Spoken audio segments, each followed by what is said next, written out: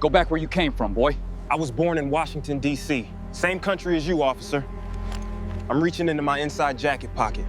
There are moments that define a man, not by what he does, but by what he refuses to do. There are moments where the entire weight of history, the accumulated grief of generations, the slow and grinding knowledge of what the world has always been willing to do to people who look a certain way, presses down on a single point in time, on a single street corner, on a single afternoon in October. And in those moments, the question is never whether you have the power to respond. The question is whether you have the discipline not to. Darius Webb had been answering that question in one form or another for 53 years. He answered it the first time at age 9 when a white police officer stopped him on his bicycle 3 blocks from his grandmother's house and demanded to know whose bike it was. He had answered it calmly, produced his name, his grandmother's address, and waited until the officer left before he allowed himself to feel what he was feeling. He answered it at 14, at 20, at 31 in a federal courtroom in Birmingham, where a jury of 8 white citizens watched him argue a civil rights case with the precision of a surgeon and the patience of someone who understood that justice was not a door. You kicked open, it was a lock. You turned one tumbler at a time carefully with exactly the right instrument. He answered it at 47 when he was passed over for a promotion he had earned 3 times over, given instead to a man with half his record and twice his connections, and he had smiled at the announcement dinner and gone home and told Renee, his wife, that it simply meant the right moment had not yet arrived. He was 53 years old now, and in 31 days he would be sworn in as the Deputy Director of the FBI's Civil Rights Division, the highest law enforcement position in the country, specifically dedicated to ensuring that every American's constitutional rights were protected, regardless of the color of their skin, the content of their bank account, or the zip code of their home. And on a Tuesday morning in October, his 16-year-old son walked out the front door of their rental house in Crestfield with his late grandfather's camera around his neck, and Darius Webb allowed himself exactly 3 seconds of the particular parental fear he had learned over 16 years to hold and then release. Then he poured a second cup of coffee, sat down at the kitchen table, and opened his policy binder. He had work to do. The coffee was ground by hand the same way it had been ground in his father's house and his grandfather's house before that. Not because there was no coffee grinder, there was, but because the ritual of it mattered. The rhythm of the pestle, the smell of the grounds, the way the act required your full attention for 30 seconds and gave you nothing back except the coffee itself. His grandfather, James Webb, had been a sharecropper's son from Tuscaloosa who taught himself to read from a Bible and a borrowed dictionary, and who had believed with the specific and unbreakable certainty of a man who had survived the worst that the century could produce, that dignity lived in small, deliberate acts. You ground your own coffee. You ironed your own shirt. You looked a man in the eye regardless of what that man thought of the eye looking back at him. Dignity, James Webb told his grandson, is not something other people give you. It is something you carry. Darius had carried it through law school, through the JAG Corps, through 23 years as a federal prosecutor. He had carried it through depositions and hearings and hostile courtrooms and Senate confirmation processes. He had carried it on the day the President of the United States called him personally to ask if he would take the Deputy Director position, and on the day he said yes, and on every day since, including this one. He poured the hot water slowly over the grounds, watching the bloom expand the way the water darkened as it drew the coffee from the earth. Simple, grounding. A small and perfect thing in a complicated world. Renee came into the kitchen in her reading glasses and robe, her hands already going through the morning motions, retrieving her own mug, the one Elijah had made in a ceramics class at 11, with a thumbprint glaze she claimed was accidentally perfect. She was a high school principal. She had been running Crestfield Central High School for 3 weeks since they had moved here from Washington for Darius's new post, and she was already loved by her faculty in the specific way that competent and clear-minded principals are loved by people who have suffered through their opposites. She leaned against the counter and watched him pour. "You're on vacation," she said. "I'm aware." And yet, she nodded at the binder. "The binder is light reading, Darius. It has tabs." He smiled into his coffee. "It's an organized binder." She sat down across from him. 23 years of marriage had given them a grammar of small exchanges that carried more weight than they sounded. The binder with tabs meant he was already thinking about what needed to be dismantled and rebuilt in the Civil Rights Division, the appointments made by the previous administration that had hollowed out its investigative capacity. The cases that had been quietly closed, the institutional knowledge that had walked out the door with the last round of retirements. It was, she knew, the kind of problem that was going to require him to be the kind of man he had always been, meticulous, patient, and completely unintimidatable. "Elijah's going to the Greystone District again," she said. "He told me. How many times does that make this month?" 6. He's documenting the demolition. Darius turned a page in the binder. He wants to finish the archive before the cranes reach the Pullman Street block. Renee was quiet for a moment. The Greystone District had been for over a century one of Crestfield's oldest and most densely populated black neighborhoods, a community that had built itself from nothing during the Reconstruction era and had, despite everything the century had thrown at it, survived. Grand 5-story brownstones with intricate cornices. A barbershop on Pullman Street that had been cutting hair since 1954. Churches with their histories carved in stone above the doors. An entire archaeology of a people's refusal to be erased. The development company Cartwright & Sons, a real estate conglomerate with offices in 4 cities and a long record of what the industry euphemistically called urban renewal, had acquired the land through a combination of tax leveraging and zoning manipulation, and was now in the process of demolishing most of the historic district to build what the renderings called the Greystone Modern Luxury Apartments. A rooftop amenity space, a ground-floor retail corridor designed to look artisan in a way that would ensure no one who had actually lived there could afford to return. Elijah had been photographing the neighborhood for the past 2 weeks with the methodical devotion of someone who understood that what he was doing was not just art, it was evidence. A record of what had existed before the cranes arrived and what would be gone afterward. He had his grandfather's eye. That was what his grandfather's old darkroom partner had said when he saw the first dozen prints. Boy has James's eye. The ability to see not just what was there, but what it meant, the emotional and historical weight of a thing made visible in the angle of light, the choice of frame, the particular moment of stillness chosen out of all the moving moments available. The camera around his neck was a Nikon F2 1974 black body, slightly worn at the edges where James Webb's hands had held it for 20 years. The initials JAW were engraved on the base plate in neat block letters. James Alonzo Webb had carried that camera through the civil rights marches of the early 70s, had documented Birmingham and Selma and Montgomery, and the long, painful aftermath of the movement, the ordinary daily life of communities rebuilding themselves after surviving the impossible. His photographs were in museum archives and university collections. One of them, a woman standing in front of a bombed church, her face turned slightly away from the camera, the ruins framing her like a portrait, was in the permanent collection of the Smithsonian. Darius had given the camera to Elijah on his 13th birthday, along with James's journals. "He's going to be all right," Darius said to Renee. It was not entirely a reassurance. It was a statement of what he believed and also of what he had prepared for. "I know he will," she said. They sat in the morning quiet, the smell of coffee filling the kitchen. The October light coming through the bay windows, pale and gold. Outside, a leaf fell from the oak in the front yard. Somewhere down the street, a neighbor's car started and pulled away. Darius thought about the policy binder. He thought about the 31 days remaining before his first day on the job.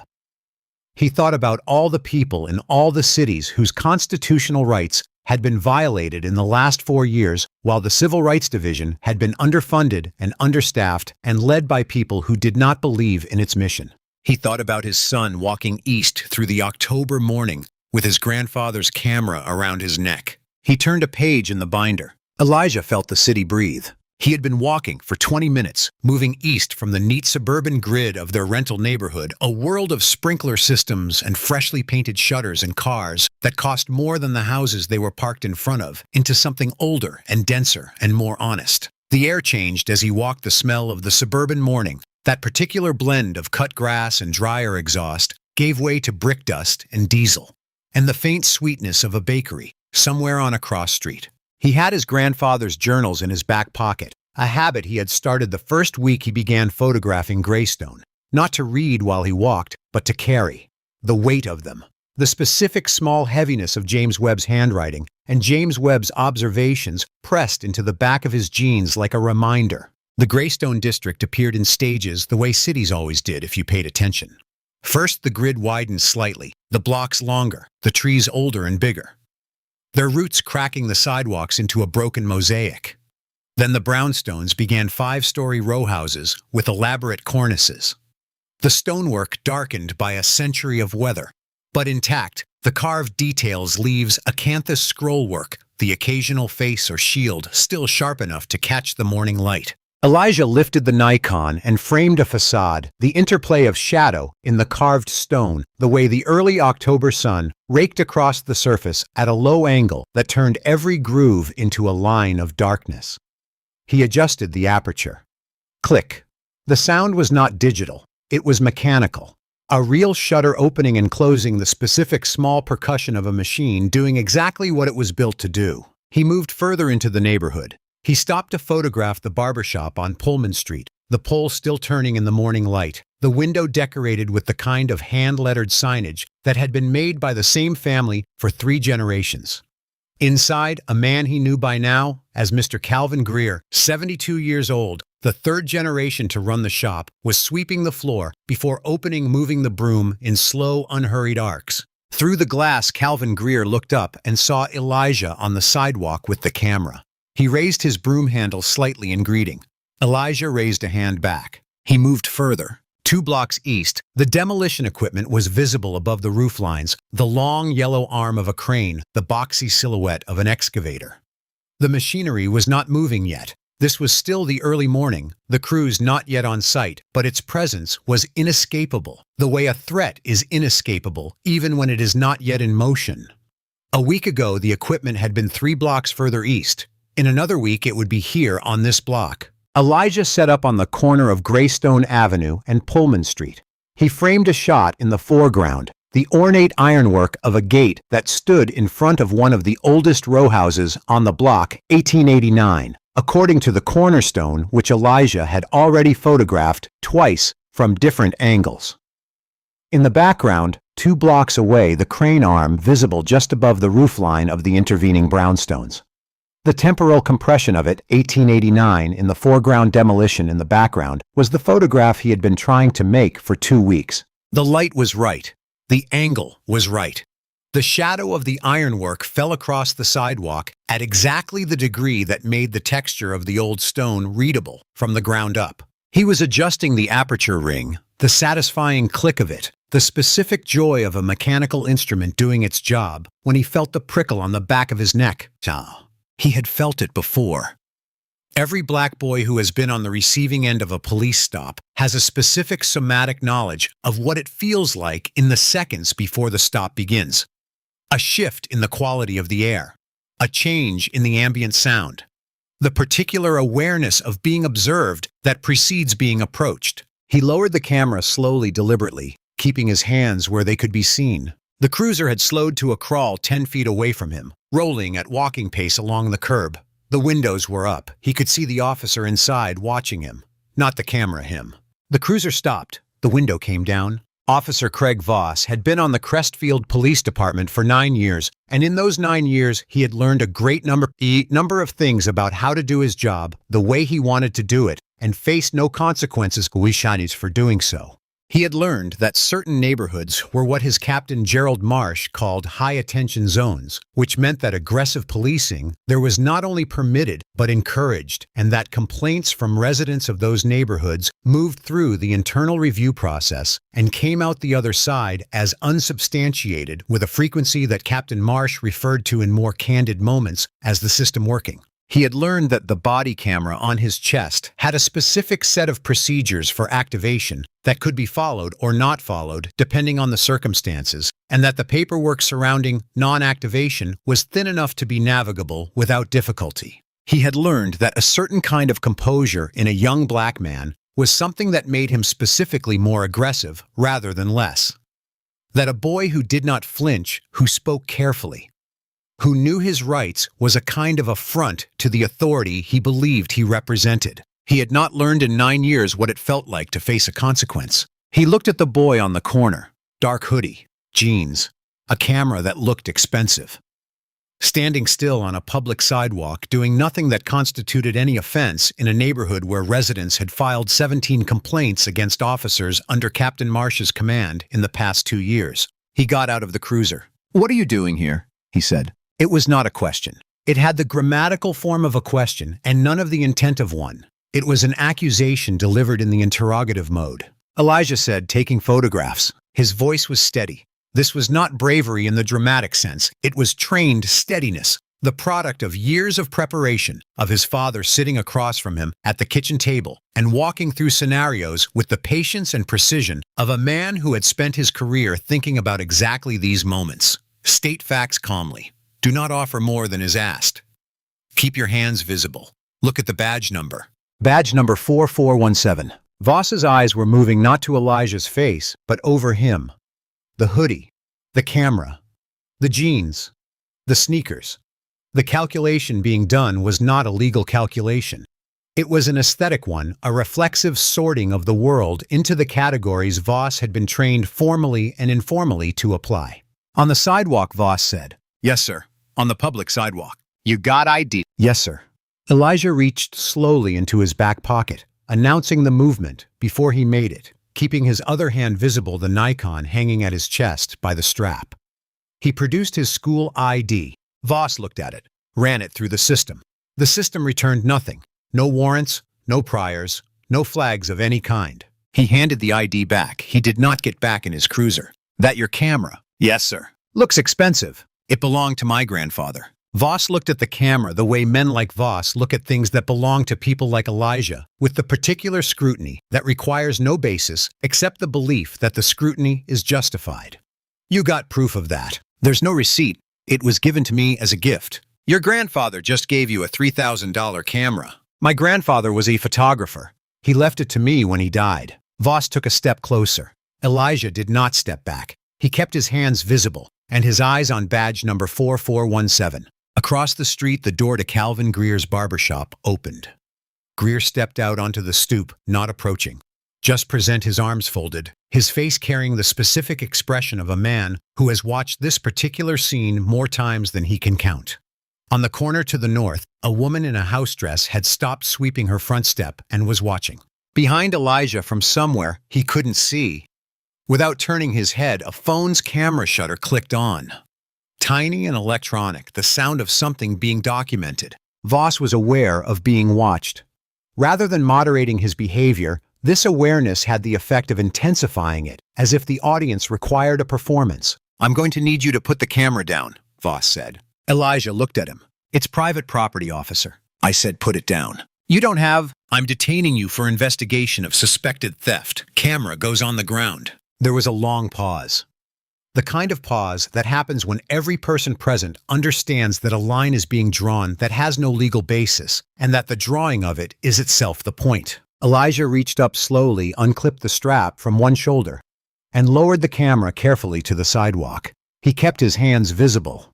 He straightened. Voss looked at him. What he saw was a boy who was not afraid. A boy who was maintaining with visible and deliberate effort a composure that Voss read not as dignity, but as defiance. And that specific reading, the translation of dignity into defiance, was something that activated in Voss a particular species of contempt. He leaned in close, not touching, just close, crowding the space. And then he said it, quietly, low enough that the watching woman across the street could not have heard the specific words, only the tone. "You don't belong here, boy. Go back where you came from." The words fell on the street corner, the way certain sounds fall not as noise, but as weight. Calvin Greer, on the stoop of his barbershop, inhaled sharply through his nose. The woman across the street made a sound that was not quite a word. Behind Elijah, the electronic shutter kept clicking. Elijah stood completely still. He thought of his grandfather's journals. The specific entry, he had read it so many times, he could have recited it, where James Webb described standing on a street corner in Birmingham in 1963 and being told by a white police officer with his hand on his holster to go back where he came from. James Webb had written, "I thought about my grandmother's house in Tuscaloosa, which is where I come from, and I thought about the fact that Tuscaloosa is in America, which is where I come from." and I thought about all the people in all the countries my ancestors were stolen from, which are the places I come from, and I thought he doesn't mean any of those places. He means cease to exist in my field of vision. And I thought, no. Elijah looked at Voss. I was born in Washington, D.C., he said. His voice was completely level. Same country as you, officer. The composure broke something in Voss. Not remorse, nothing so constructive as that, but a specific rage at being answered. At being met with precision when he had expected at some level either submission or fear. He reached out and grabbed the camera strap from the sidewalk. You're being detained, he said, for obstruction and failure to comply. I complied with every step to the vehicle. 2 more cruisers arrived 4 minutes later. The backup officers, a man named Hartley and a woman named Bryce, absorbed the scene in the specific way that backup officers absorb scenes, reading Voss's body language, reading the civilian witnesses, reading the teenage girl across the street with the phone still recording, and making the rapid calculation about which version of events they were being asked to endorse. Officer Hartley was 28 years old. He had been on the Crestfield PD for 3 years, and he had in those 3 years developed a private notebook, not official, not submitted, just his own record of encounters that troubled him. He added badge number 4417 and the corner of Greystone and Pullman to the notebook that night, along with a date and time and a description of what he had seen. He had been adding entries for 2 years. He did not yet know what he was going to do with them. He took a position near his cruiser and watched. The teenager with the phone, her name was Destiny. She was 17, and her mother was a former investigative journalist who had covered the Crestfield beat for 8 years before leaving the industry, kept her phone steady and her hands still. Elijah was standing against Voss's cruiser, now his hands visible at his sides, his grandfather's camera in Voss's hand. He was looking at badge number 4417. His phone rang. Voss told him not to answer it. It might be my father, Elijah said. I said, don't answer it. Elijah looked at the phone screen. It was his father. He answered it. He picked up that phone with Voss's order still hanging in the air. He did not argue it. He did not comply with it. He simply answered because the conversation he needed to have with his father was more important than anything Craig Voss was going to say about it. Think about that choice for a moment. A 16-year-old boy detained without cause, his grandfather's camera in a stranger's hand, standing against a police cruiser while backup officers watch from a distance. And he answers the phone. What would you have done in that moment? Would you have answered? Would you have stayed quiet? Would you have been able to maintain that level of composure? Or would the weight of it have broken something in you? Drop your answer in the comments below. We want to know. And if this story is landing somewhere deep for you right now, hit that like button.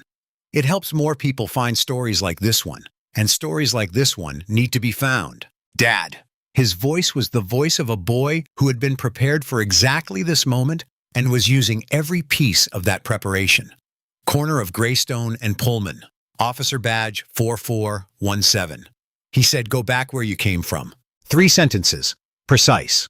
Everything his father needed. On the other end of the line, Darius Webb heard the sentences and what was between them, the specific calibration of his son's voice, the steadiness of it, the fact that Elijah had led with the information and not with the fear that he was reporting rather than unraveling.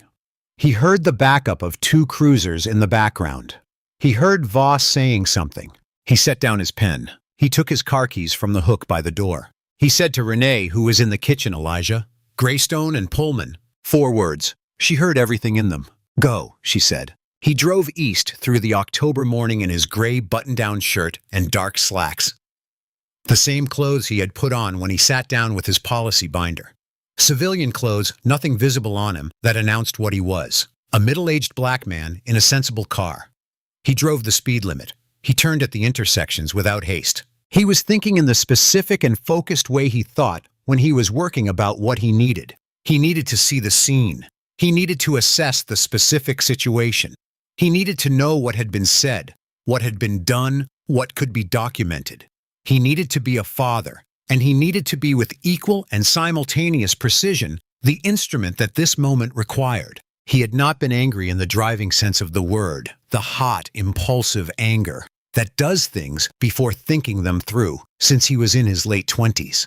He had learned over the long decades of his work a different kind of anger. The kind that was cold and unclarifying and extremely functional. The kind that did not shout. The kind that knew exactly what it needed and took precisely that. He turned onto Pullman Street and saw the scene: 3 cruisers, a small gathering of civilians on both sides of the street, his son standing against the first cruiser with his hands visible at his sides. He parked 20 feet back. He sat for a moment and took in the full picture. He noted the teenage girl on the northeast corner with the phone.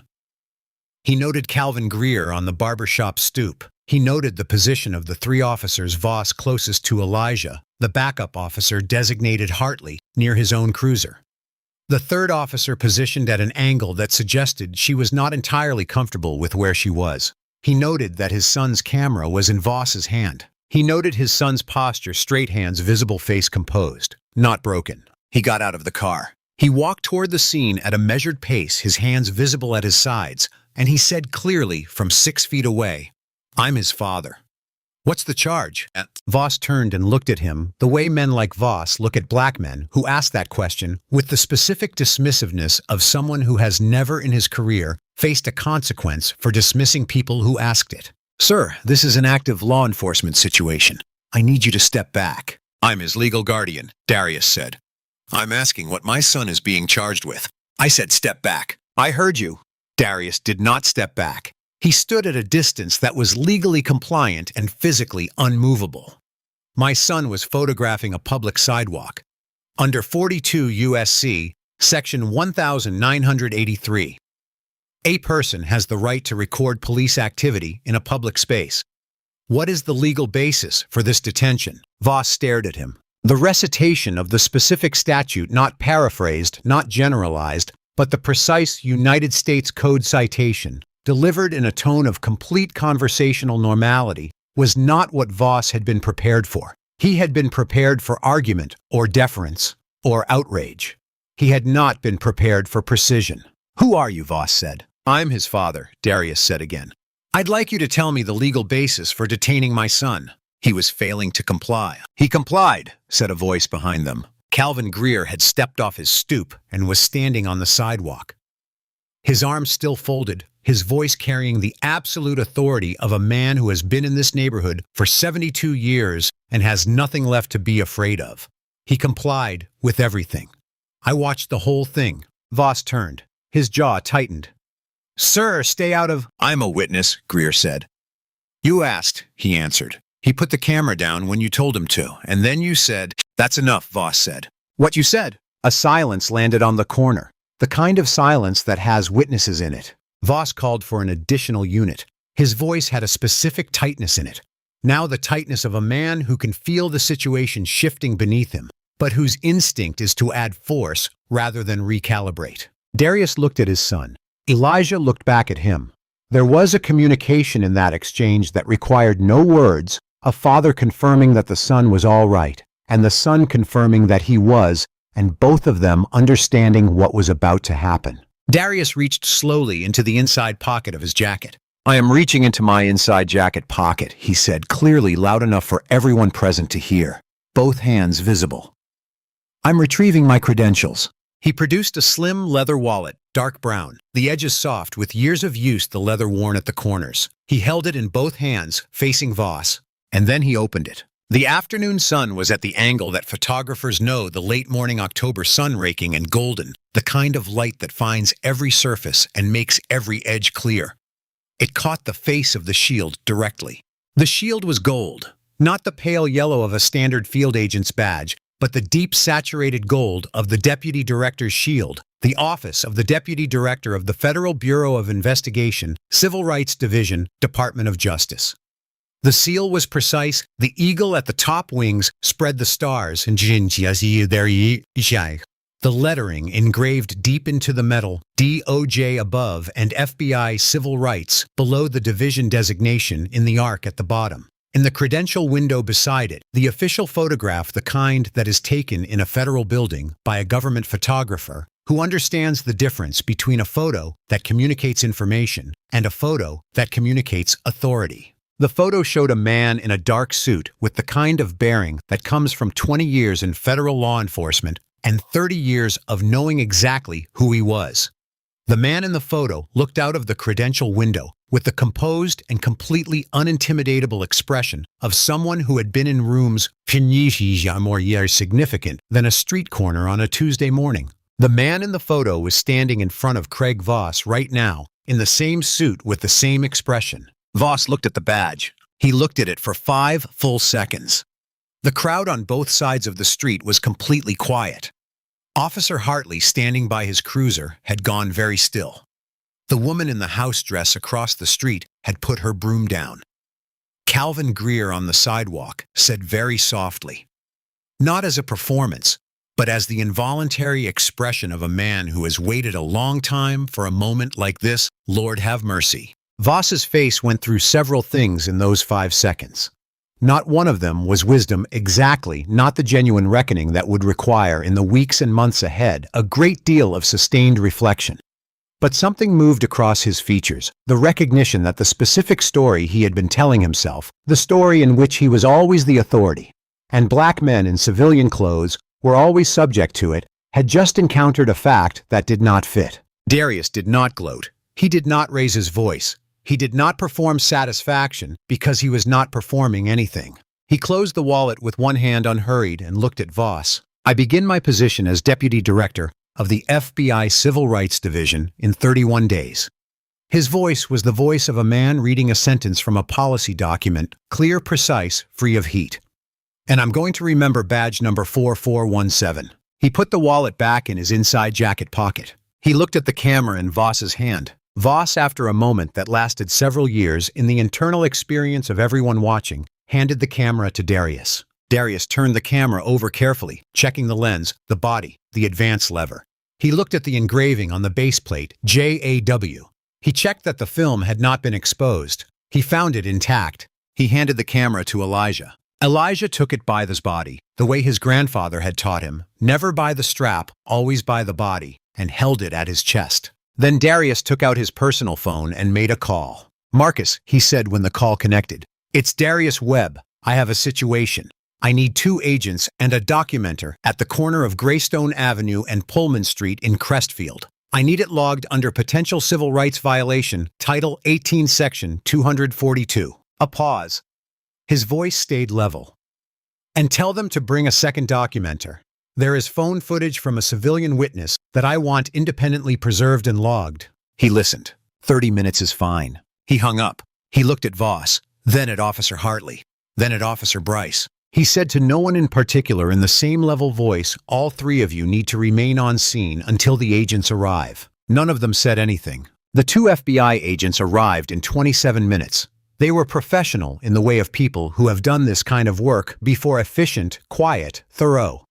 They documented the scene, the positions of the vehicles, the location of the civilian witnesses, the precise physical circumstances of Elijah's detention.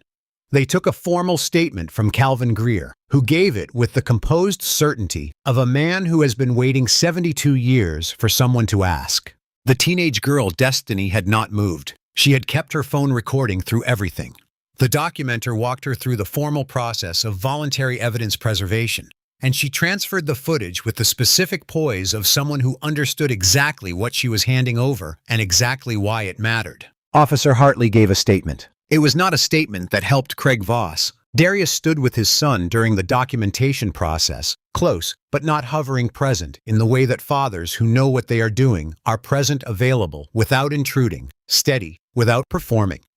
At one point, while the agents were taking Calvin Greer's statement 20 feet away, Elijah said quietly, "He took the camera when he didn't have any right to."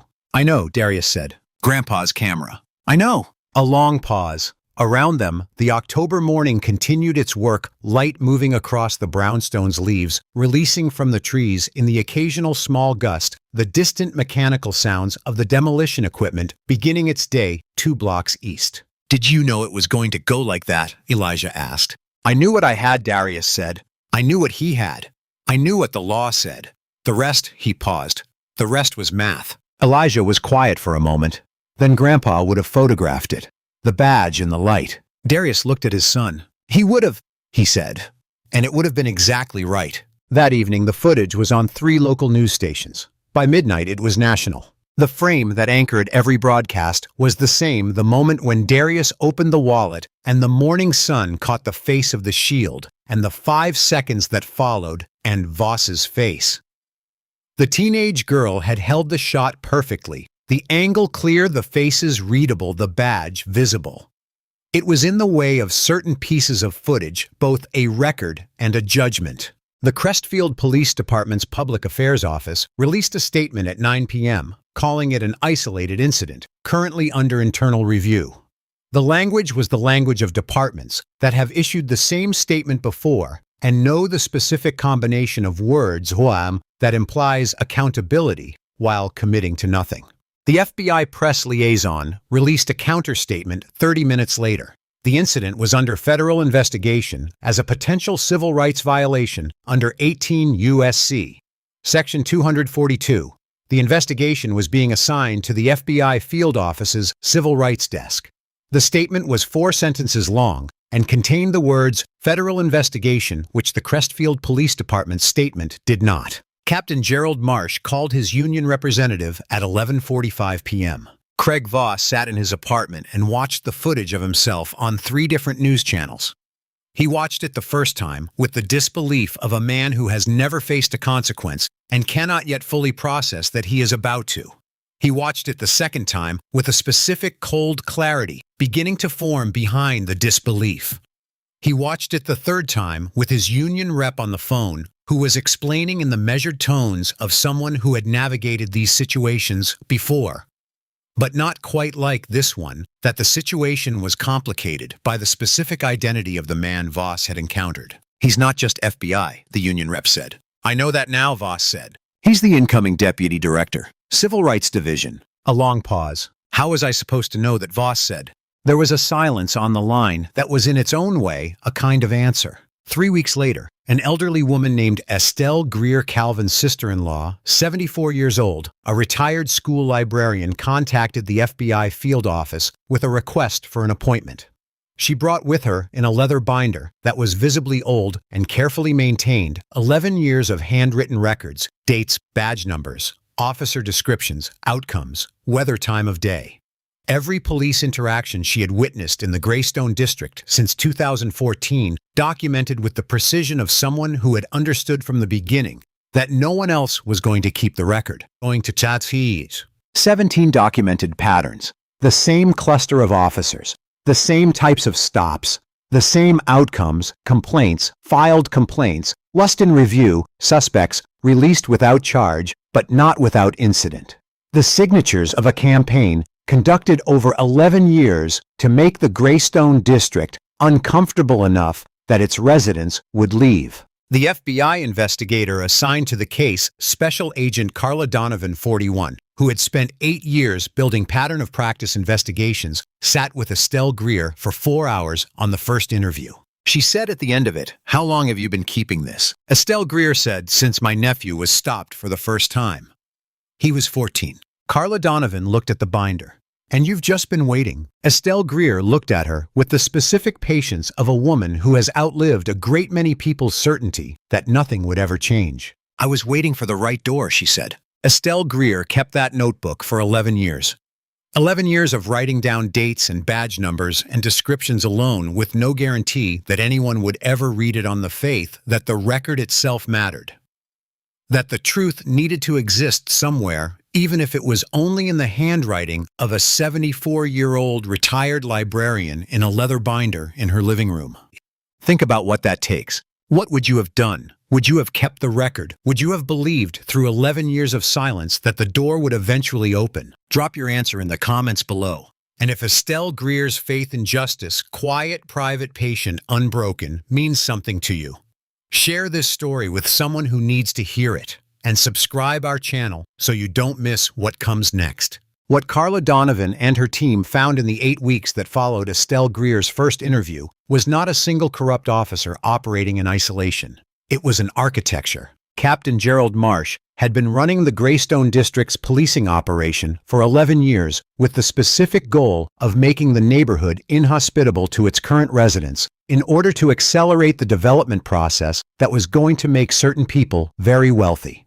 The development company Cartwright and Sons had been in contact with Marsh since the initial acquisition of the Greystone properties in 2013. The contact had not been in cash, that was the sophistication of it. It had been in favors in arrangements in a boat registered to Marsh's brother-in-law and a tuition payment to the private college where Marsh's son was enrolled and a no-bid contract for a security consulting company in which Marsh held a quiet 30% stake. It was the kind of corruption that required for its execution a great many acts of daily power over people who had no power to push back.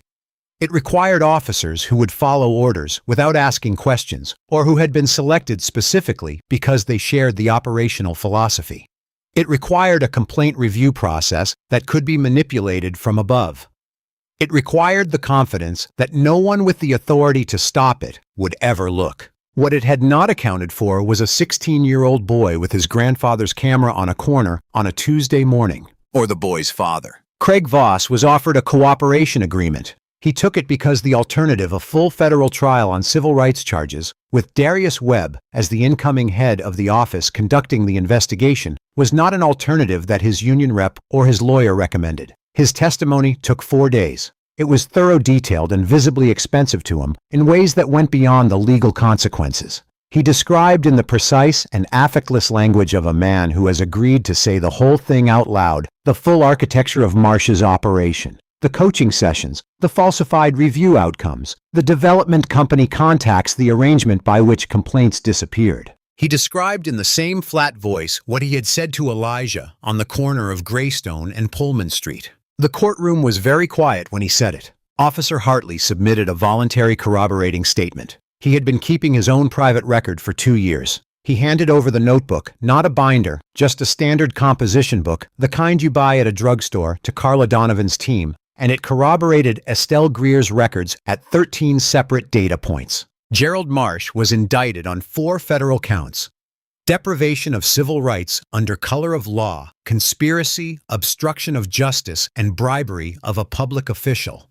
The vice president of Cartwright and Sons Development was indicted for bribery. 6 officers who had participated in the pattern were disciplined. 4 lost their positions permanently. The Greystone demolition project was halted by federal court order pending a review of the permitting process, which investigators had found to be compromised at 3 separate points. The development had been proceeding, the court found, on a foundation of corrupted public process. Voss lost his badge permanently. He received a reduced sentence, 18 months, in exchange for his cooperation. He would serve it, and he would come out the other side into a life that would require him daily to live with the knowledge of what he had built and what it had cost. The most enduring consequence was not a sentence. Was a reform beginning the following year under the new Civilian Oversight Board that the Crestfield City Council passed in the aftermath of the federal investigation, in which every complaint against a Crestfield Police Department officer was reviewed by an independent body with actual authority to compel disclosure and impose discipline. The first director of the Oversight Board was Calvin Greer's daughter, a former assistant district attorney named Nina Greer, who had watched from the doorway of her father's barber shop the scene on the corner, and had said to herself quietly and precisely, "Someone needs to build something permanent." She built it. Darius Webb was confirmed as deputy director of the FBI's Civil Rights Division by a Senate vote of 18-4. The confirmation hearing included, as it was always going to include, the question about the incident in Crestfield. The senator who asked it framed it carefully. Deputy Director Designate Webb. Some have suggested that your personal involvement in an incident in Crestfield, which subsequently became the basis for a federal investigation, represents a conflict of interest. How do you respond? Darius sat at the table with his hands folded in front of him and said, "Senator, I have spent 23 years as a federal civil rights attorney. I have been stopped by police while black on 6 separate occasions. I have been a witness to the way the law applies to people who look like me and the way it applies to people who do not. That knowledge is not a conflict of interest. It is a qualification." A pause. As to the specific incident, my son was detained without legal basis on a public sidewalk. I identified myself as a federal official. A federal investigation was opened through proper channels. I did not lead it, and I did not have operational authority over it. The investigation was conducted by Special Agent Carla Donovan, and her team and I am proud of the work they did. Another pause. And yes, Senator, it clarified my purpose. I have known for 20 years what this work is for. My son gave me a reminder that was about 30 seconds long, and that I will carry for the rest of my life. The vote was 18-4. 6 months after the incident, Elijah's photographs of the Greystone District were selected by a regional juried exhibition at the Crestfield Contemporary Arts Center. The exhibition was called Before the Cranes, a title Elijah had chosen because his grandfather had believed that documentation was the work that preceded everything else, the work that made everything else possible. The show contained 47 photographs taken over 6 weeks of a neighborhood that had existed for 130 years and was in significant part being unmade. The demolition was visible in some of them, the cranes in the background, the dust in the air, the gaps in the streetscape where buildings had been. But most of them were not about the demolition. They were about the life that had been there before it, the carved stone of the cornices, the old tree roots cracking the sidewalk, the barbershop pole turning in the morning light, the faces of the people who had built the neighborhood and lived in it and loved it and lost it and refused still to not exist. The photograph that anchored the exhibition was the one Elijah had been trying to make the day he was stopped, the ornate ironwork gate in the foreground, the demolition equipment visible in the background through the roofline gap 2 blocks away. The compression of it, 1889, in the foreground, demolition in the background, captured in a single frame the entire story of what the Greystone District was and what was being done to it. His grandfather's initials were engraved on the base of the camera that had taken it. The exhibition ran for 6 weeks. Attendance was the highest of any show the Arts Center had hosted in 7 years. Estelle Greer came to the opening night. She stood in front of the anchor photograph for a long time. She did not say much. When she finally turned away, she was smiling with the expression of a woman who has been keeping a record for 11 years and has lived to see it matter. The night before Darius's first day as deputy director, he and Elijah sat on the back porch of the house, not the rental house in the suburban grid, but the house they had bought in the Greystone District, a block and a half from Pullman Street, one of the brownstones that the federal court order had protected from demolition. It was October still. The air was the same quality of October air, cool and thin and carrying the smell of fallen leaves. The back porch looked out over a small yard where Renee had already started a garden, the beds prepared for spring, the soil dark and turned. They sat in the porch chairs and did not speak for a while. The light from the kitchen fell through the window behind them in a yellow rectangle. Somewhere on the block someone was playing music low, something old and known, moving through the evening air. "Did you know it was going to go that way?" Elijah asked, "when you drove over." Darius looked at the yard. "I knew what I had," he said. "I knew what he had. I knew what the law said." A pause. The rest was math. Elijah was quiet for a while. "Grandpa would have taken a picture of that moment," he said. "The badge in the light." Darius looked at his son. "He would have," he said, "and it would have been exactly right." They sat in the October evening for a long time. The light in the kitchen stayed warm. The music on the block moved through the air slowly. The yard was quiet and dark, ready for spring. Tomorrow, Darius would walk into the office of the deputy director and begin the long, meticulous, necessary work of rebuilding an institution that existed specifically to ensure that no one, not a black boy on a sidewalk with his grandfather's camera, not a 74-year-old woman with a leather binder, not anyone would be told by the weight of power that they did not belong.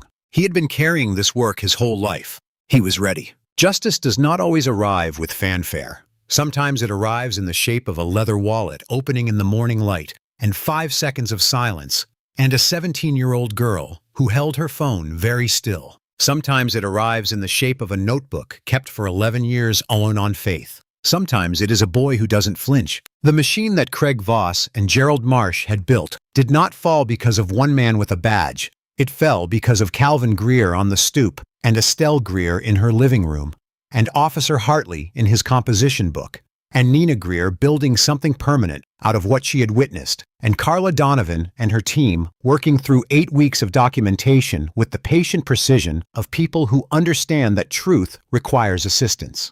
It fell at the fulcrum point because a 16-year-old boy stood on a public sidewalk with his grandfather's camera, told the truth in 3 precise sentences to the one person who had both the tools and the standing to use them, and did not break.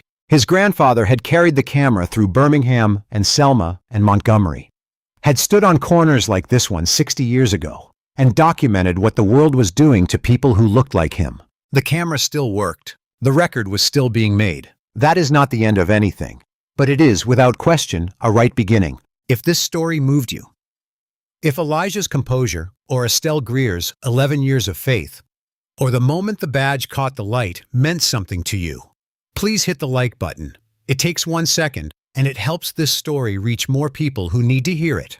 Share it with someone you know who believes that dignity cannot be taken away. And subscribe our channel because we are going to keep telling these stories for as long as they need to be told. Thank you for watching this story with us. Stories like this one matter not because they are easy to sit with, but because they remind us that the record is still being made and that every person who keeps it quietly or loudly is part of how justice eventually arrives.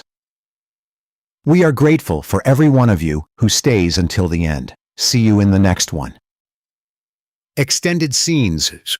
The morning of the confrontation had begun with the particular quality of light that only October in the American South can produce. Not the warm amber of summer, not the cold clarity of winter, but something in between. A light that seemed to carry within it the awareness of what it was losing. The leaves had been turning for 2 weeks. The oaks along the suburban streets of their rental neighborhood had gone from green to a tentative yellow, and the maples that lined the older blocks further east had gone fully amber and rust, their fallen leaves collecting in the gutters and along the bases of the brownstone stoops in the Greystone district in the specific way that made certain streets look in certain lights like something out of 100 years ago. Elijah had photographed those leaves. He had photographs of fallen leaves pressed against the base of a carved stone lintel, and fallen leaves gathered in the ironwork curves of a wrought iron gate, and fallen leaves blowing in a scatter across the empty lot where the church had stood before the cranes came. These were not the photographs he thought of as his best work, but they were the photographs he would remember most clearly, because they were the ones he had been taking when the season was turning, when the neighborhood was in that state of particular heightened beauty that comes to things that are being lost. He had understood in the way that 16-year-olds with a certain kind of intelligence and a certain kind of attention understand things that he was photographing a disappearance, that every image he took was an act of preservation against an erasure that was already underway. The church had been gone for 3 weeks. The row of houses on the east side of Greystone Avenue that had housed a pharmacy, a tailor, and a Caribbean restaurant had been reduced to rubble and cleared in a single week, the speed of it shocking in a way that felt deliberate, as if the development company understood that speed was itself a form of violence, that the faster you moved, the less time there was for people to object. He had been inside the barber shop twice. Calvin Greer had let him come in on a Tuesday morning when the shop was quiet and sit in the corner with his camera and document the interior, the shelves of tonics and pomades arranged in an order that had not changed in 30 years, the framed photographs on the wall that went back to the shop's founding in 1954, the 3 chairs with their chrome armrests worn smooth by 3 generations of hands, the mirror that had reflected the faces of men from the neighborhood for 70 years. Greer had talked while he cut the hair of a young man who was Elijah, later learned his grandnephew. He had talked about the neighborhood the way people talk about people they love, who are still present but already mourned with the particular mixture of present tense description and past tense emotion. That means I am watching this end, and I am not ready. The grandnephew's name was Marcus. He was 23, studying accounting at a state university, and he still came to his uncle's barbershop because he said it was the only place where he felt like the version of himself he actually was, rather than the version the world kept trying to make him. Elijah had photographed him in the chair with the afternoon light from the window falling across his face at an angle that made every plane of it visible. The high cheekbones, the broad nose, the particular expression of a young man who is being barbered by a relative and who is in that specific context completely and unguardedly himself. When he printed that photograph in the school darkroom the following week, the teacher had looked at it for a long time and said, "This is the one." He had known she was right. He was thinking about that photograph when the cruiser slowed beside him on the corner of Greystone and Pullman. He was thinking about the way Marcus had looked in that chair, with that light in that specific moment of unguarded selfhood. And he was thinking about how the neighborhood that had made Marcus possible, that had given him that ease, that had taught him what it felt like to be entirely himself, was being taken apart 2 blocks away. He lowered the camera and looked at the cruiser. Badge number 4417. He waited for what was coming. He had been waiting for it in the specific sense of having prepared for it since the first time his father sat him down at the kitchen table and said, "There are going to be moments when the world sees you as a threat rather than as a person. In those moments, what you do in the first 30 seconds is everything. Not because you owe anyone your composure, but because your composure is the instrument. It is the thing that keeps you safe, that keeps you from giving anyone the excuse they might be looking for, and that records the truth of what is actually happening." He had asked his father at 13, "What if I don't feel composed?" His father had said, "Composed is not a feeling, it's a practice. You breathe. You look at the badge number. You state facts. You do not offer more than is asked. You are not performing for the officer. You are performing for yourself, which is to say, you are reminding yourself in every moment who you actually are. The officer may try to tell you who you are. He is wrong. You already know. He had practiced it, in front of the mirror, with his father playing the role of the officer, asking the questions, crowding the space, using the specific vocabulary of authority misapplied. He had practiced it until the practice became a kind of reflex, not the absence of fear, but the presence of something stronger than the fear, something that could hold itself steady while the fear was running underneath it. On the corner of Greystone and Pullman, on a Tuesday morning in October, he deployed the practice. His voice was steady. His hands were visible. His eyes were on badge number 4417. He knew who he was. What he did not know, what none of them knew standing on that corner with the October light falling across the brownstones and the demolition equipment visible 2 blocks east, was that in 10 days, the phone footage that Destiny was taking from the northeast corner would be seen by 11 million people. That in 3 months, it would be shown in the federal courtroom where Gerald Marsh was arraigned, projected on a courtroom screen, the faces and the badge and the 5 seconds of silence visible to every person in the room. That in 6 months, a law professor in Virginia would use it in a civil rights law seminar as a case study in what accountability looks like when it functions.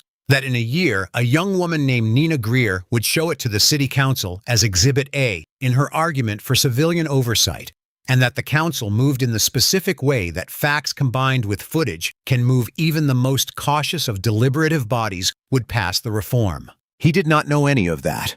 What he knew was badge number 4417, and the feel of the Nikon's body in his hand, and the specific steadiness he had built over 3 years of practice, and the fact that somewhere to the west, his father was reading a policy binder with tabs, and that his father would come if he called. He called. In the years that followed, people would ask him. Journalists, students, young people who had seen the footage and wanted to understand it, what it had felt like to stand on that corner. To be 16 years old without a badge or a title or any institutional power of any kind, facing a man with a gun on his hip and 3 cruisers and the full weight of a corrupt system behind him. What it had felt like to be told directly and deliberately that he did not belong. He would think about it carefully before answering, because careful thought was something his father had also taught him and something his grandfather had modeled in his journals. He would say it felt like what it was, a man trying to make me smaller than I was, and the only thing I had in response to that was to refuse. Not dramatically, not loudly, just no. I'm not going to be smaller than I am. Not for you, not for this, not today. And then he would say, my grandfather stood on a corner, like that corner 60 years ago. Different corner, same street. He held his camera, and he did not go smaller. I was holding his camera. I didn't have to think about it. The camera still worked. The record was still being made. Between the moment Darius opened the credential wallet And the moment the FBI agents arrived to document the scene, there was a period of about 22 minutes during which three things happened simultaneously. The first was that Craig Voss stood very still and tried with increasing difficulty to find a version of the next 31 days that looked manageable. He could not find one. Every path he could see had at its far end the specific silhouette of an incoming deputy director who had said in the level voice of a man stating a fact rather than making a threat that he was going to remember badge number 4417. Voss knew, with the certain knowledge of a man who had spent 9 years learning exactly how institutional power worked, what it meant when the person at the top of an institutional hierarchy made a note of your badge number. It meant that the number existed now, in a context that it could not be removed from. The second thing that happened was that Destiny, still on the northeast corner, with her phone, sent the footage to her mother in a text message with the caption, "Mom, you need to see this." Her mother, Valerie, was a former investigative journalist who had spent 8 years covering Crestfield for the city's daily newspaper before leaving journalism for a communications role at a regional nonprofit. She watched the footage twice. Then she called her daughter. "Don't move," she said. "Don't stop recording, and call me immediately if anything else happens." Then she called 2 of her former colleagues at the paper, both of whom she trusted, with the kind of trust that comes from having worked beside someone through situations where trust was the most important instrument you had. The third thing that happened was that Calvin Greer went back into his barbershop and made a phone call of his own. He called his sister, Estelle. He said in his calm and measured way, "You know that binder you've been keeping? It's time." Estelle Greer said, "I know. I've been watching from the window." She had been watching for 11 years. She had been watching and writing and waiting for the door. The door had opened. In the days that followed the coroner, as the press covered the story, as the FBI field office confirmed the investigation, as the Crestfield PD issued its inadequate statement, and then watched it be overwhelmed by the FBI's counterstatement, the Greystone District had a quality that its residents had not felt in a long time. It was not quite relief. It was not quite hope. It was something more specific and more qualified than either of those words, a loosening like a muscle that has been clenched for so long it has forgotten what it felt like unclenched, beginning to remember. People stood on their stoops longer. Conversations on the sidewalk went on past the point where, in other recent years, they would have been curtailed by the awareness of being visible. Children played on the block without the particular background vigilance that children absorb from their parents, and that shows up not as fear exactly, but as a certain contracted quality of play, staying closer to the houses, not going far, keeping the grown-ups in sight. The demolition continued. The court order halting it came 6 weeks later after the federal investigation revealed the compromised permitting process. In the intervening 6 weeks, 2 more buildings on the east side of the district were demolished. Elijah photographed the demolition itself, not to celebrate it or to catastrophize it, but to document it, which was the thing his grandfather had always believed was the photographer's first and most irreducible obligation. The truth of what happened. The record of what existed and what ceased to exist, and what the gap looked like between those 2 states. One of the photographs from those 6 weeks showed a demolition worker, a white man mid-30s in a hard hat and work gloves, standing at the edge of a pile of rubble that had 2 days before been the front wall of a brownstone that had stood since 1901. He was looking at a section of carved stone cornice that had fallen intact, an 8-foot stretch of ornamental stonework, acanthus leaves and scrollwork, and a carved face at the center, lying in the rubble as if placed there deliberately. His expression was not triumphant. It was not guilty. It was the expression of a man confronting something he had not expected and was not sure what to do with. Elijah included that photograph in the Before the Cranes exhibition.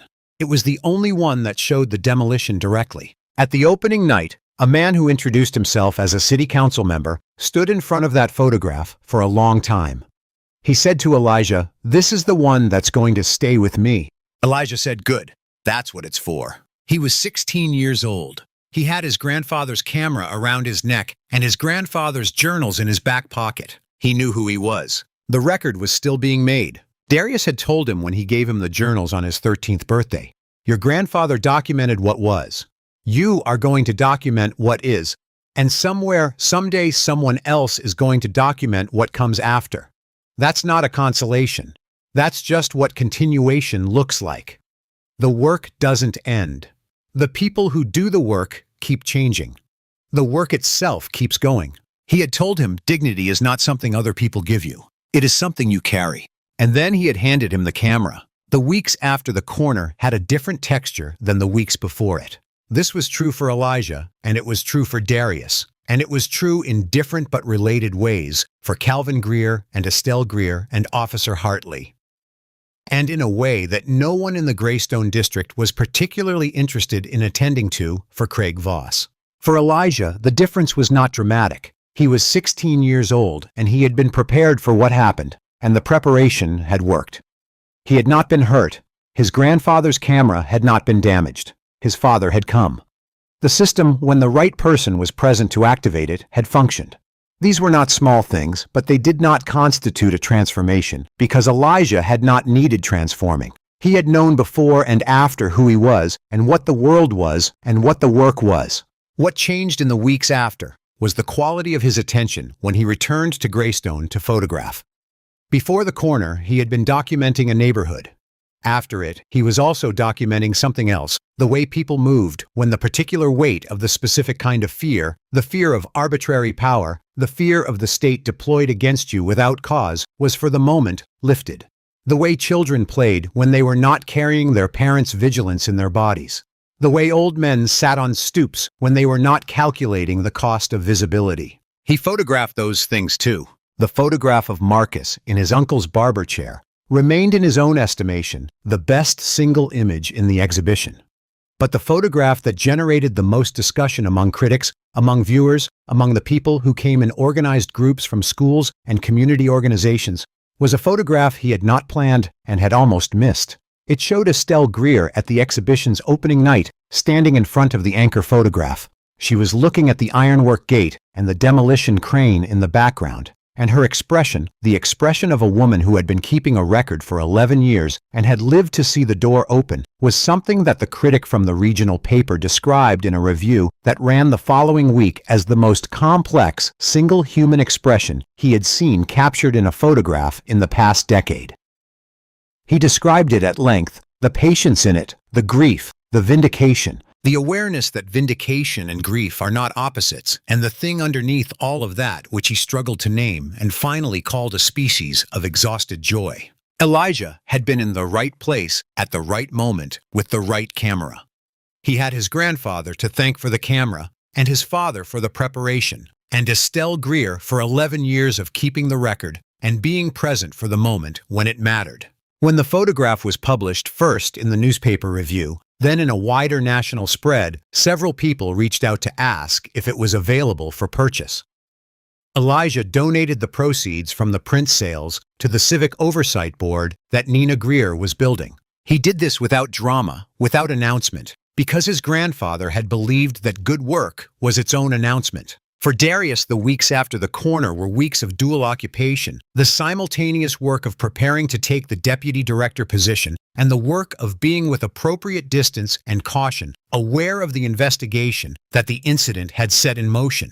He could not lead the investigation. His personal involvement required him to recuse from operational control. But he could observe it, and he could trust Carla Donovan, who was one of the best people he had ever worked with, to do it correctly. She did it correctly. She did it with the specific kind of thoroughness that comes from someone who has been doing this work for 8 years and understands that pattern of practice cases are not built from single incidents, but from the weight of accumulated evidence, and that the weight must be not just substantial, but irrefutable, because irrefutable is the standard that holds under the pressure of union lawyers and hostile judges and the institutional inertia of departments that have been, in their own estimation, doing things the right way for a long time. She interviewed 37 witnesses. She reviewed 11 years of Estelle Greer's records and cross-referenced them with the complaint database, the internal review database, and the personnel files of the officers named. She subpoenaed the financial records of Gerald Marsh and the development company.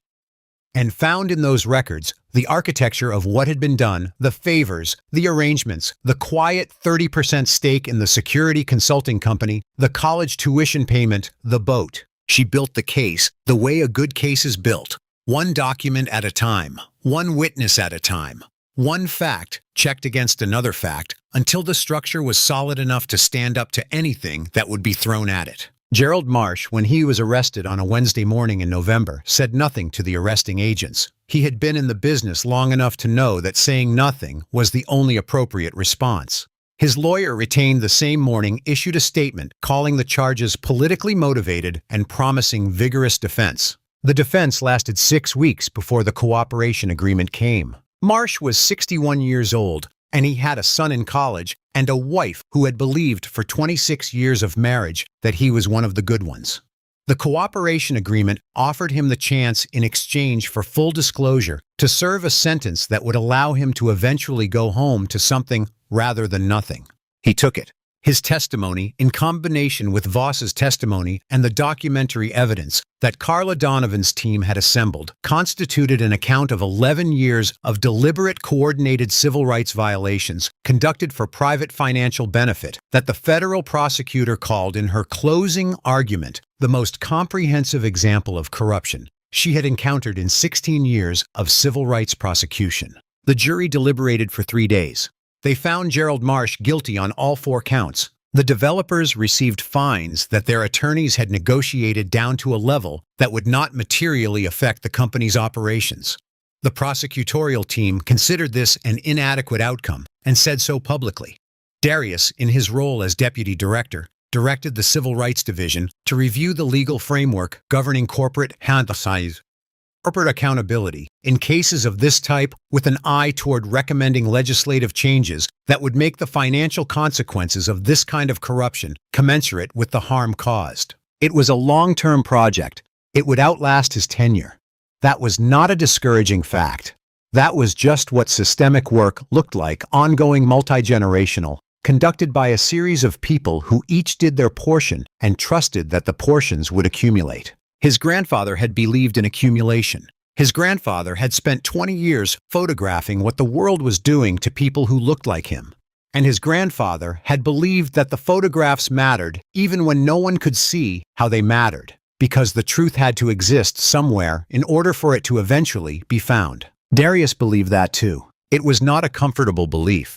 It required you to do the work without the guarantee of the outcome, and to trust that the outcome would come regardless in time in the hands of the people who came after you. He sat on the back porch on the night before his first day with his son beside him, and he felt in the October evening the specific quality of that trust, not easy, not simple, not free of grief, but solid.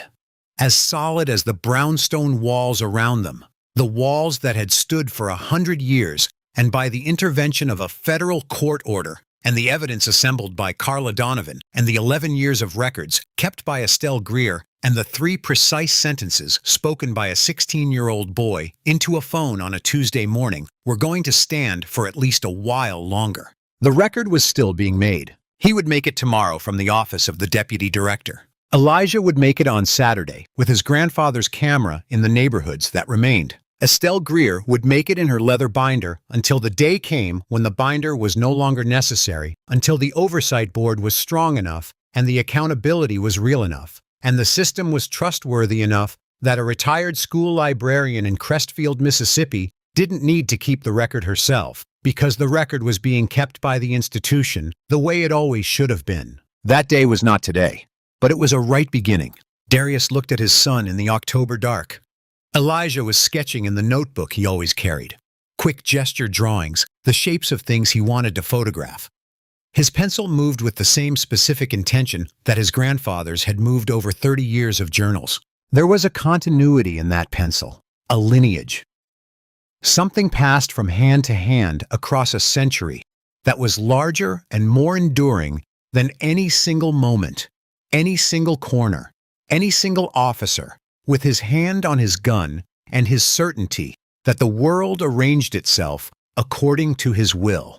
The world did not arrange itself that way. The world arranged itself according to patience and documentation and the willingness in the specific crucial moment to remain entirely and unbreakably oneself. Darius had known that for 53 years. Tomorrow he would know it from a different office. But the knowing was the same. It had always been the same. He looked at the yard in the October dark. The soil turned and ready for Renee's garden, the brownstone walls around him, standing after 100 years, his son's pencil moving in the notebook with the same intention as his grandfather's. He breathed in the October air. He was ready. There is something that happens when an institution that has operated without accountability for a long time is finally held accountable. It does not feel the way people expect it to feel. It does not feel like resolution or closure or the satisfying snap of a thing being set right. It feels in the immediate experience of the people who have been most directly harmed more like the end of a specific kind of weight, not the end of all weight, but the specific weight of being told repeatedly by the machinery of a system that your experience does not matter and will not be addressed. The residents of the Greystone District had been carrying that weight for 11 years under Gerald Marsh's command. They had carried it before that too in the way that communities with long histories of over-policing carry it in the body, in the specific contracted alertness that children absorb from their parents and that parents absorbed from their parents in the daily calibration of how much space it was safe to occupy, how loud it was safe to be, how far from the house it was safe to let the children go. When Marsh was arrested, something in that calibration shifted. Not all the way. Nothing shifts all the way in a single event, and anyone who has done this work for any length of time knows that the shift is always partial and always requires consolidation, requires the building of structures that make it permanent rather than just emotional. But in the immediate days after the arrest, something shifted. The barbershop stayed open later. Calvin Greer, who had been in the habit of closing at 6 o'clock and going home to eat dinner alone in a house that had been quiet since his wife died 3 years ago, found himself staying until 7, then 7:30, because there were people who wanted to sit in the chairs that were not getting their hair cut. People who wanted to be in a room that had been for 70 years a specific kind of anchor in the neighborhood, and who were feeling in the days after the arrest the particular desire to be in the presence of something that had endured. He let them stay. He made coffee.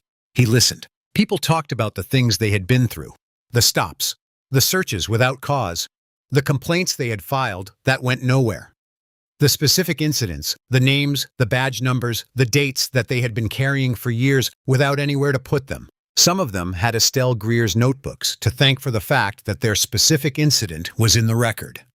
She had written down badge numbers at scenes she witnessed from her window, and from her stoop, and from the street, and those badge numbers had ended up in a federal investigative file, and the officers associated with them had ended up in the case. Estelle came to the barber shop on the Friday after the arrest and sat in one of the chairs that was not the barber's chair, and Calvin Greer made her a cup of coffee the way he had been making it for her, for 40 years strong with a specific amount of sugar that he did not need to ask about, and they sat in the shop in the late afternoon light and did not say very much. He said, "You kept the record." She said somebody had to. That was the conversation.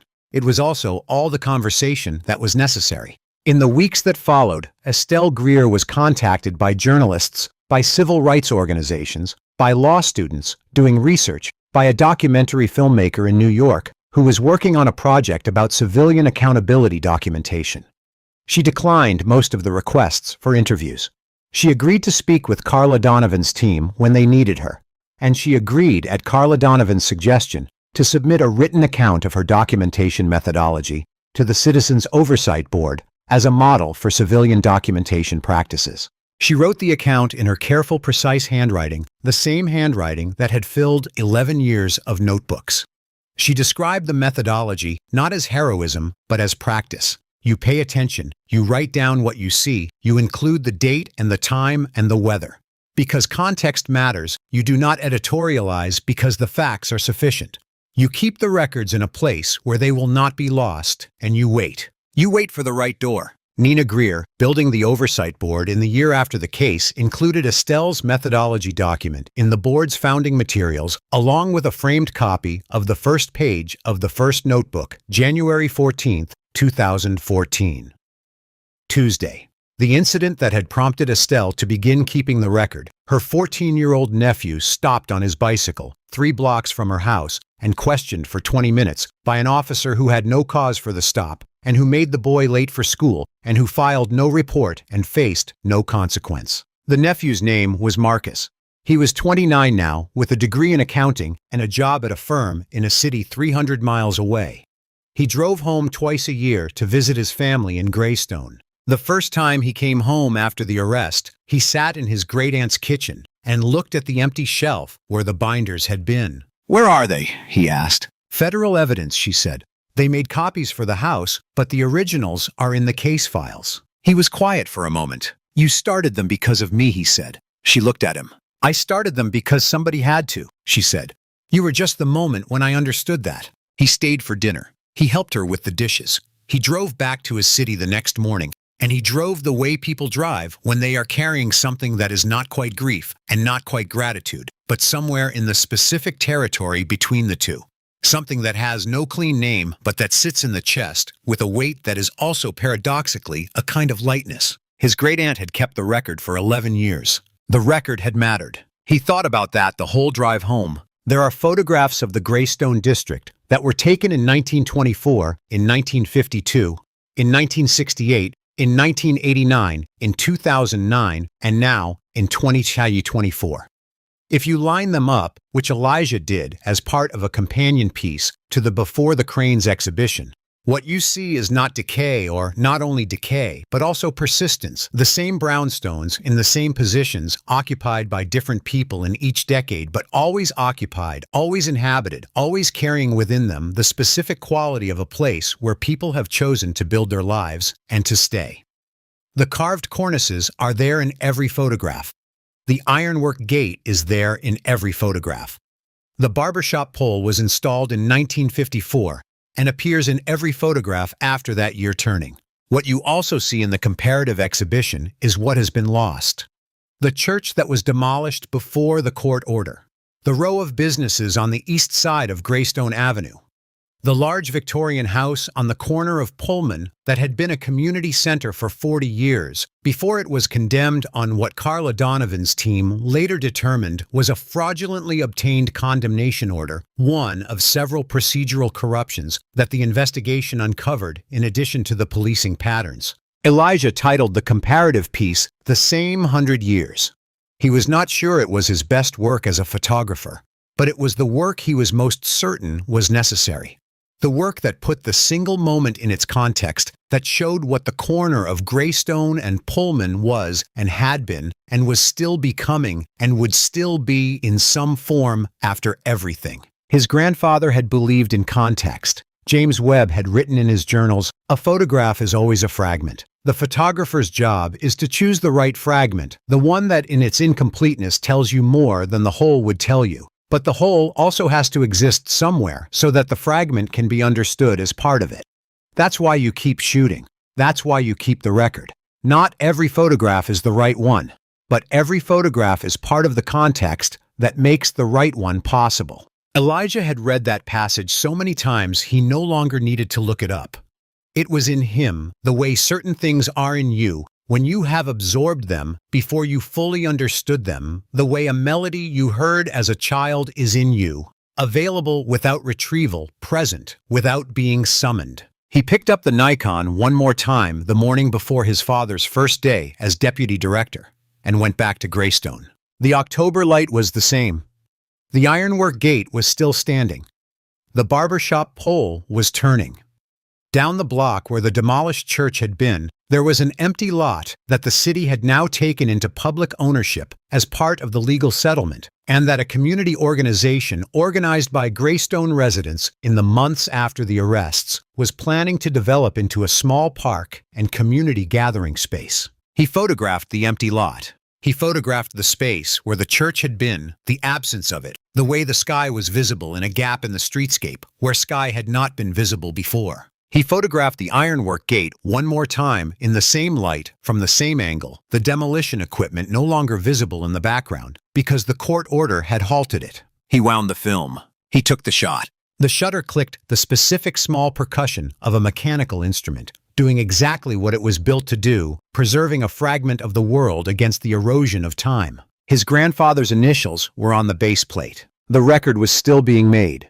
And in a city that was slowly, imperfectly, with the kind of grinding difficulty that real change always requires beginning to hold itself accountable, the record mattered. It had always mattered. The question had only ever been whether someone was paying enough attention to keep it. On Greystone Avenue, on a Tuesday morning in October, the light was golden and raking, and the leaves were turning, and a 16-year-old boy with his grandfather's camera was paying attention.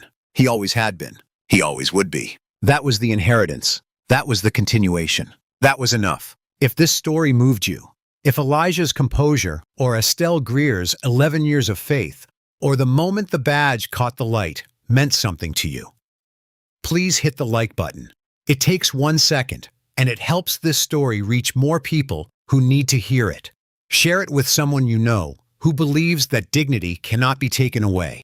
And subscribe our channel, because we are going to keep telling these stories for as long as they need to be told.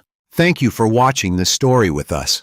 Stories like this one matter not because they are easy to sit with, but because they remind us that the record is still being made and that every person who keeps it quietly or loudly is part of how justice eventually arrives. We are grateful for every one of you who stays until the end. See you in the next one.